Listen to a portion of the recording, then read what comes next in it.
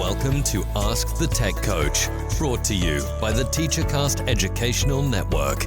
If you are in charge of professional development and looking to build an innovative digital learning experience, this is the podcast for you. Join us each week as we uncover strategies that tech coaches are using to drive their digital transformations one classroom at a time. And now for your host, with over 2 decades of experience working with tech coaches and ed tech companies from all around the world, Jeff Bradbury. Hello, everybody, and welcome to the TeacherCast Educational Network. My name is Jeff Bradbury, and thank you for joining us and making TeacherCast your home for professional development. This is Ask the Tech Coach podcast, episode number 120, and tonight we've got a very special episode. Tonight is the Battle of the Breakout Rooms. That's right, this week Microsoft Teams has released a brand new feature that everybody has been waiting for. Breakout rooms. And tonight we've got 2 amazing co-hosts with me tonight. We're going to be talking about breakout rooms from the ins, from the outs, and we're going to do something a little special tonight. Not only are we going live, but we're also going to be debating the differences, pros, cons, etc. between Teams breakout rooms, Meet breakout rooms, and even Zoom breakout rooms. As I said earlier, we are live. We're on Facebook. We are on YouTube. Or even on Periscope. If you are out there watching live, please leave a comment. We would love to have you guys be a part of this show. I want to bring on my co-host, Miss Susan Vincent. Susan, how are you today? Welcome to the show. Are you ready to rumble? I'm ready to rumble. Welcome, everybody who's watching us live and listening to us on the podcast later. I'm so excited to talk about this topic tonight. Now, you are, of course, a Zoom school. That's the side that you're going to be representing. Are you confident that you're going to come out with Zoom being the best breakout contender? I'm confident. I have some awesome comments from teachers to share and just some great stuff to talk about. So, yes, I'm ready. I bet you're so excited about your meets. I am so excited about this. I actually made 2 videos last night about Teams breakout rooms, but I got to tell you, I'm a little nervous. We have a celebrity on the show tonight, somebody who is going to he's going to try to tell us that his product is better than our products. I want to bring on the one and only Mr. John Sowash. John, how are you today? Welcome to Ask the Tech Coach. It is great to see you, my friend. How are you tonight? Jeff, Susan, thank you for inviting me on to your show. Honored to be here. Happy to share what I know. Now, guys, the show tonight is going to be very different than what we're used to. Again, we are here debating on reasons why Teams has the best breakout room. And I got to tell you, is that what we're doing? Wait, no, that's not what we're doing. No. What do you mean? I'm zooming on in with my side of the story. Yeah. But we're talking today all about Teams breakout rooms and why they're awesome. Isn't that right, John? I thought we were doing Google Meet. Hey, they do have a breakout room, right? They do now. And that's a free thing, isn't it? Oh, I hear both of you saying they do now. Zoom has had it. Not as new as Teams. No. Okay, well, let's just talk a little bit about this. And again, I see we have a lot of people here listening live. If you have a favorite breakout room, tell us in the comments why it starts with the letter T. John, now you are a Google guru, a trainer, an innovator. You've got your own Sowash adventures. First of all, tell us a little bit about yourself. How are things and what's been going on with you in the midst of all of the craziness that's going on in education right now? Yeah, well, like everybody, spending a lot of time in my home office in front of a computer screen. I was a former high school teacher, former school principal, and for the last about 10 years, I've been focused on helping schools with G Suite for Education and Chromebooks. In the past, that's been in-person trainings and workshops, but for the last 8 months, it's been a lot of time spent on Google Meet. Talk to us a little bit about that, because many of us are Google schools. Some of them have breakout rooms. Some of them don't have breakout rooms. Can you talk to us a little bit about how you can find it, where you can find it? I know there's a subscription. Tell us a little bit about this product here. Sure. So Google did finally launch breakout rooms and a host of additional features. Most of those features are tied to the enterprise edition of Google Meet. So it's part of G Suite for Education Enterprise, which really just rolls right off the tongue. The Enterprise edition most schools are going to subscribe to the enterprise for the Google Meet features. There are many additional things that are included in there as well.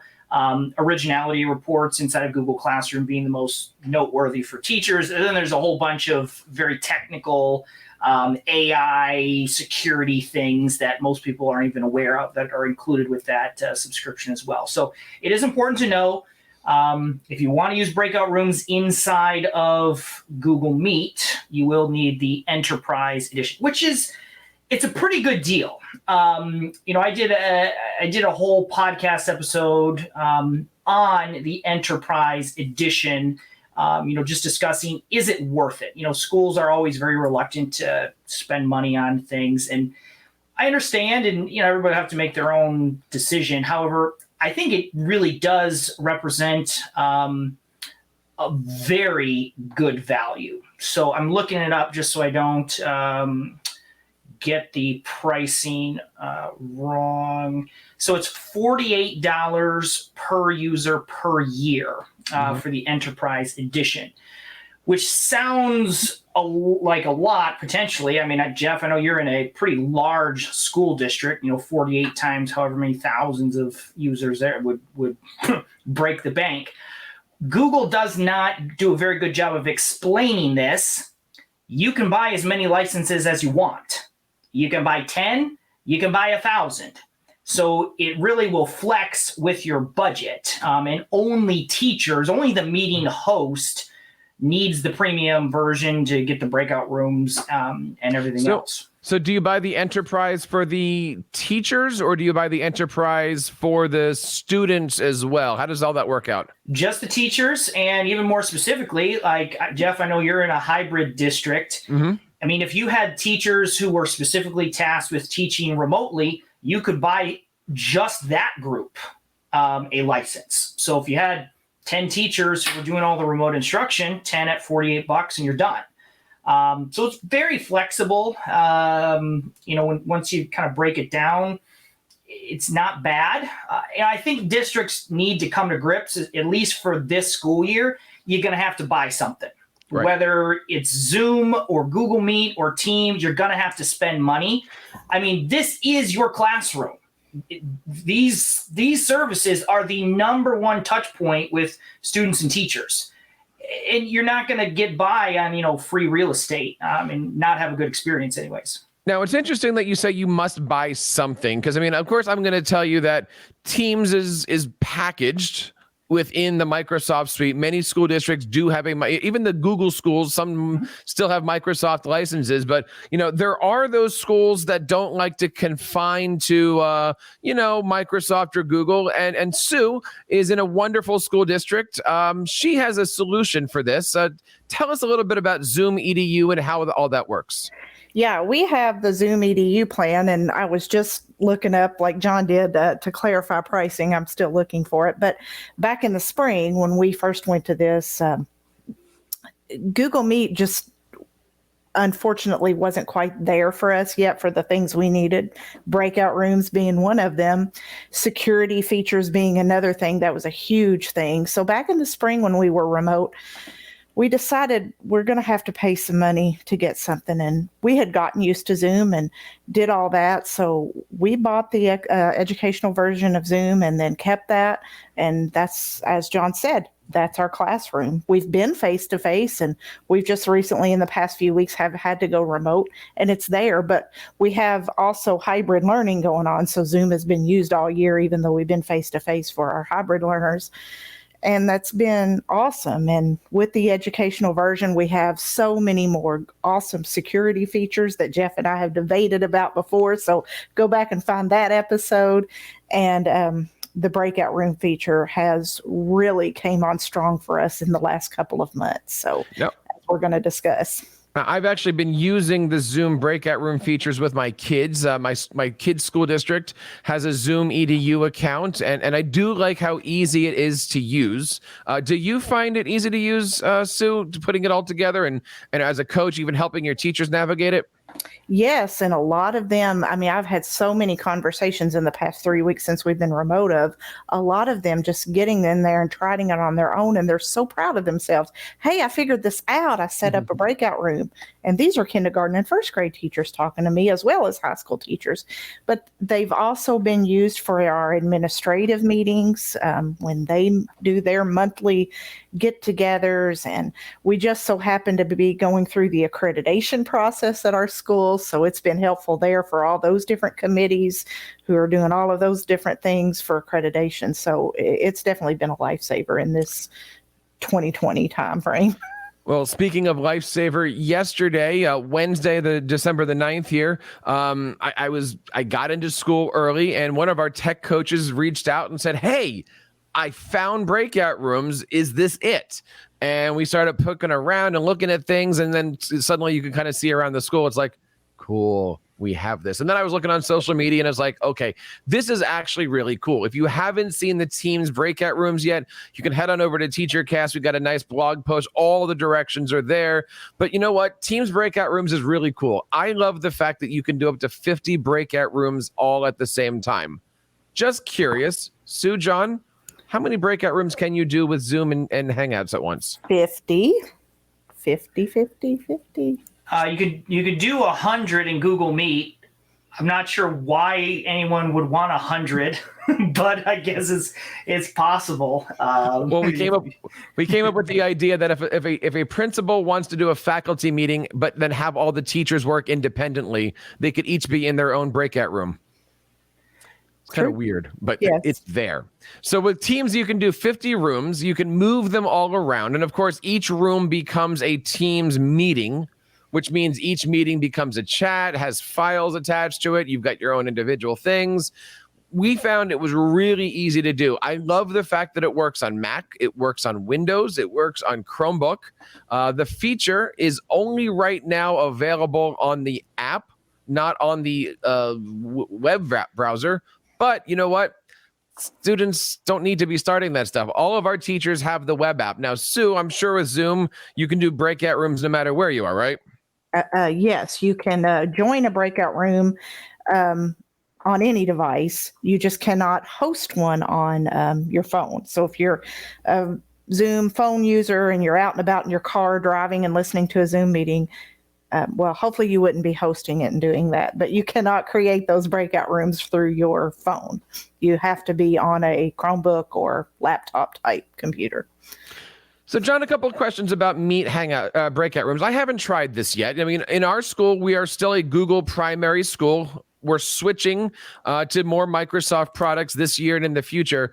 Can you do Meet breakout rooms through the Google Classroom link, or do you have to set it up specifically through meet.google?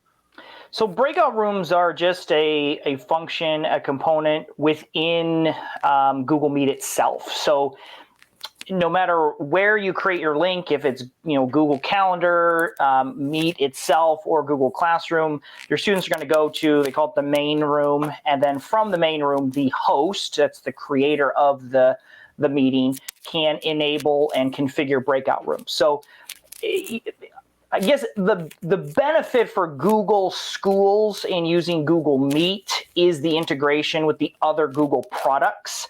I mean, at the end of the day, whether you're in Teams or Zoom or Meet, you're ending up in a room with whoever you're assigned to be there with.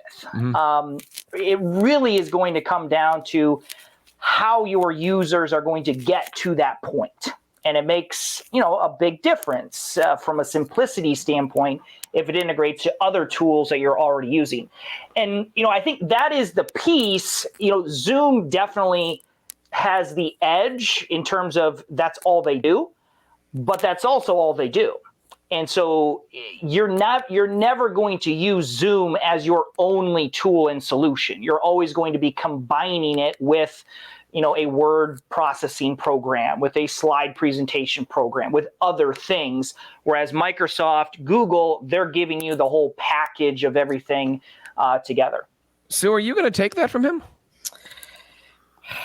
He's got a point, but Google is so what's the word I'm looking for? versatile, so we can just drop those links right in the chat. I can get that viewable link, I can get the editable link, and the chat's right there for me to drop the link into. So, and if you wanted to, you can always use your Microsoft products too with your Zoom stuff. I mean, you could be in a Zoom call and running Teams at the same time, right? Absolutely. And if you're on Teams, you can just use Teams breakout rooms. I know that's what you're going to say, right? Yep. I love the fact, as John was mentioning, that inside of Teams, you do have that whole infrastructure where if you have your teams, your channels, your files, your all of that OneNote-ness, your class notebooks, you have that opportunity to create those things. I've also been working this today on doing breakout rooms with students who are on mobile devices, on iPads, and phones. It is really, really simple. John, I would imagine on Chromebooks, it works the same on if I was on Meet on my phone or on my iPad. I'm assuming from the student point of view, it's just as easy to be using any kind of device. Yeah, Meet works well on all laptops, Mac, PC, Chromebook, and works very well on mobile devices. Now, there are some of the premium features are not fully available on mobile yet. Breakout rooms are available, so you can use breakout rooms, on iPads and phones. Some of the other things, the polling, the Q&A, those features have not yet been ported over to the mobile experience. So when we're looking at these things from a coaching point of view, why would we want to be introducing breakout rooms? Why would a teacher want to take the craziness of what is a virtual classroom right now and split their students up? Should they do it every day? Should they do it for every lesson? Should they have other adults to meet with those students at the same time? How do you start to introduce the concept of breakout rooms?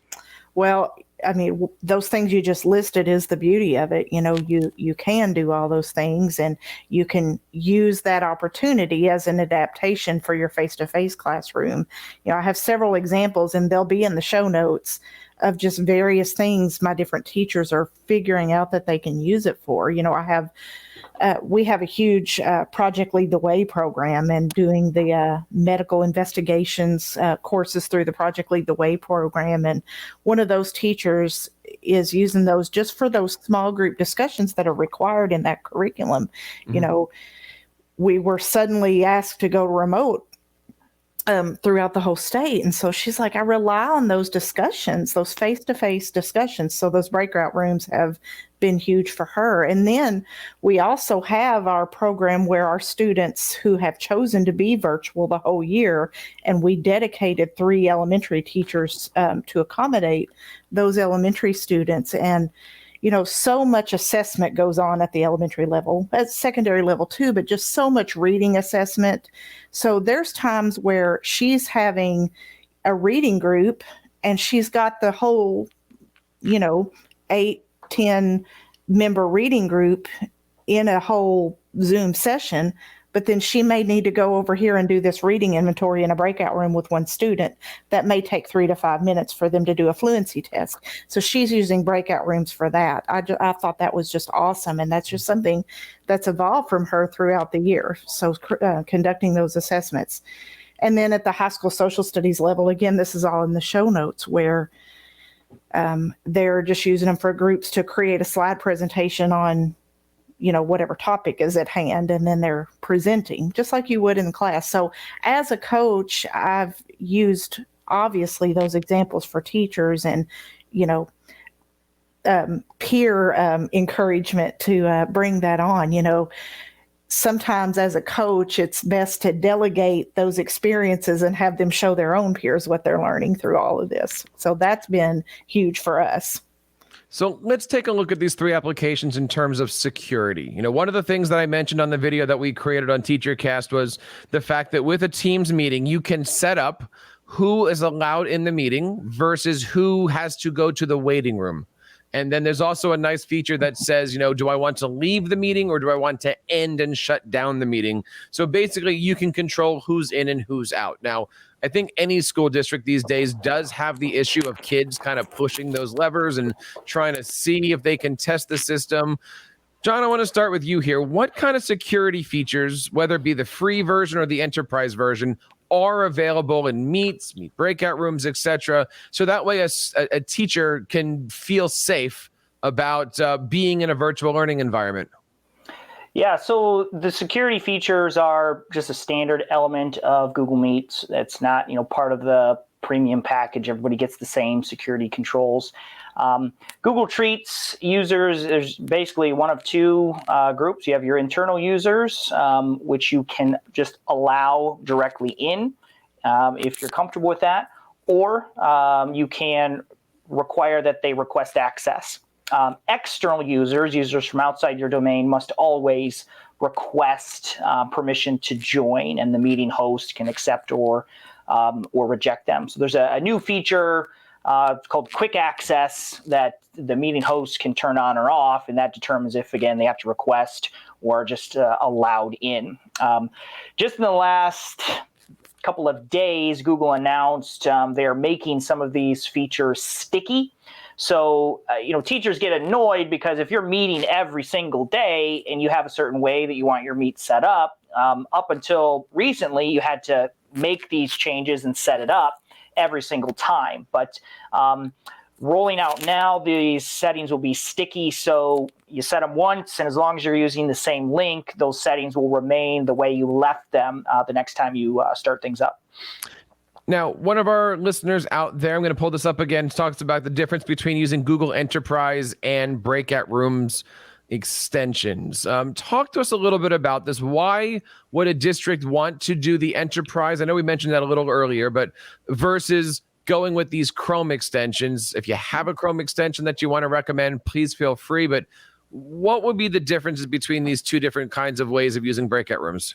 So there's, Google Meet did not have breakout rooms for a long time, and it was a glaring hole. I mean, this is a standard feature that should be included. And so, as teachers are known to do, we came up with solutions. So there are extensions that will do their best to replicate a breakout room experience. Essentially, what these extensions are doing is launching a number of just standard Google Meet sessions simultaneously. So it's always interesting, like you can open up in your browser as many Google Meet rooms as you want, or as your computer will allow before it catches on fire. And so these extensions will just, you just say, okay, I want 10 Google Meet sessions, and then they open them up, but then you have to invite the students to join those breakout rooms. The teacher has to remain in all of those breakout rooms. They're all separate, individual instances. So there's no communication. The movement between the rooms is limited. I give teachers a ton of credit. I mean, some of them have mastered this. Students have mastered it. It is possible. I have been very reluctant to recommend this solution because I don't feel that a teacher should have to work this hard for such a basic feature. If schools want teachers to provide differentiated, personalized learning, then they need to make sure that teachers have the tools that they need to make that happen. And so you need to go out and you need to buy Zoom, or you need to buy Teams, or you need to buy Google Meet. Like forcing teachers to do, these contortions to get such a standard thing, it's disappointing. I mean, it's like saying, okay, we're not going to give you a classroom. We just want you to go, go hunt around your community and find a place to meet for the day. Like that would not be an acceptable solution in the physical world, but that's kind of what we're doing with virtual instruction. Yeah, that's an awesome illustration, John. I mean, that really hit home. And, I think they should hopefully hit home to a lot of you listeners out there, and, I personally have been very fortunate in our school system where, we did buy Zoom, and our IT department and my department curriculum, we've worked hand in hand to make that work for us. So, I work with hundreds of schools across the country and the world. I talk to school administrators all the time. They are spending money on a variety of things, and there's a lot of things that need to be purchased. Neither purchasing Zoom or Google Meet, this is like a tiny expense. I mean, I think it's like $2,500 for 100 teachers for Zoom. it's similar for like $2,500 to provide your teachers with the backbone of their virtual instruction. I mean, that does not, I mean, they're going out and buying, thousands of Chromebooks and, hundreds of thousands of dollars in technology. This is tiny in comparison. Yes. I completely agree with all of that stuff, right? Making sure that your teachers have what they need is there. Making sure that your teachers have the tools and the abilities is there. But yet there's still this Zoom thing. Sue, talk to us a little bit about some of the advantages to using the Zoom product. Like, obviously, when you're looking at Teams and how wonderful it is, and you're looking over at Meet and some of the things that it can do, what about Zoom stands out for school districts to go, that's the direction that I want to go? User friendliness, for one thing. It's just, and I've poked around in Teams, and Jeff here has taught me a lot about it. I've not been a Microsoft user for a few years, but for us, for Zoom, it was just the user friendliness, the ease of use for both teachers and students to quickly get in there and get used to it. And then as we moved toward purchasing the educational version, it was that security feature. So myself, my coworker, and our IT director, we have our admin access, and, we can monitor those accounts. We can approve people. We can set those entire school system settings in addition to on the personal profiles. They can set their own settings, but we're able to set some district settings to help monitor the security of our students. And then on the students and parents side, after I trained them, I made several videos. I felt like I made a whole season of Zoom episodes for them back in the spring. But, they were so grateful for those and talked and raved about how user-friendly it was. So for us, it was security and user-friendliness. As we look through all of the different features here, I know that we are really getting started with this whole breakout room concept. I want to ask one more question to both of you guys on this topic here, because this is what a teacher asked me today. But what is one feature that you wish your breakout room application had that either maybe is coming or you'd really like to have? Sue, what's one thing that you really wish Zoom breakout rooms could do that it doesn't currently do? Maybe more like live collaboration, kind of like John mentioned a while ago. Maybe if we could integrate, those Google Slides a little bit more prominently there instead of having to follow that link, that would be huge for us. John, how about yourself? Oh, I've got a list. How much time do we have left? I'll give you the whole screen. So, Sue, you're being way too kind. Zoom has a definite advantage, definite edge in terms with breakout rooms over at least Google Meet. So Google Meet only just received it. We have the basics, which is nice. Now, they have added a new feature, which is cool. If you haven't noticed, there is now a timer for the breakout rooms. So you can set a timer with them. And there is a new ask for help button. So a student inside of a breakout room can click ask for help, and then the meeting host has said, hey, I need help, and they know where to go. So that's cool. But we've got a long list of improvements that still need to be made. The big one for me would be the ability to send chat messages into the breakout rooms. So currently, like if you want your students to click on a link and read an article or do some kind of an activity in their breakout rooms, you have to give them the link in the main room, tell them to click on it, have it open, because once they leave and go to the breakout rooms, they don't have that link anymore. So the ability to send messages and say, okay, for the first 3 minutes you do this, and second 3 minutes you do that, that would be killer. That would be a great feature. Secondly, the ability to kind of monitor what's going on in those breakout rooms, see the chat or some kind of a window where it says how many active participants are in those rooms and actually participating. That would be extremely helpful. And then right now, one of the big issues is the breakout rooms end, and it will say breakout rooms have ended. Click here to rejoin the main room. But if a student leaves their desk, gets up, or just isn't paying attention, they stay in this kind of limbo state where the breakout room has ended, but they haven't clicked to rejoin the main room. And so they're kind of in no man's land. So students can't be pulled into back into the main room. They have to click, and sometimes they get lost along the way. So those are some big ones. One more that teachers have really been requesting is the ability to preset or save their breakout rooms. Now, this will be very difficult to do because, how do you set up a breakout room? You don't even know who's in the session. Google can do this because of Google Classroom. So what we need to see is an integration between Classroom and Google Meet where I actually set up my project groups in Google Classroom, and then those groups are known or understood by Google Meet so that when I set up a session, they're like, hey, do you want to use the project groups you created from Google Classroom? It's like, why, yes, I would. And then it would automatically put my students into those preset groups. Because research tells us that small groups, it's best to leave your small groups together for a period of time so that students can become comfortable with one another. And right now with Google Meet, you have to manually do that. You can't, and it's just hard. It's a lot of extra legwork. So if the same 5 kids could meet together for 10 minutes every day for a quarter, they can start to build a relationship. Certainly not what we would get in the traditional classroom, but we're doing our best. It's funny you mentioned a couple things. The one thing that my teacher today asked me if it was available is that timer and that time limit thing.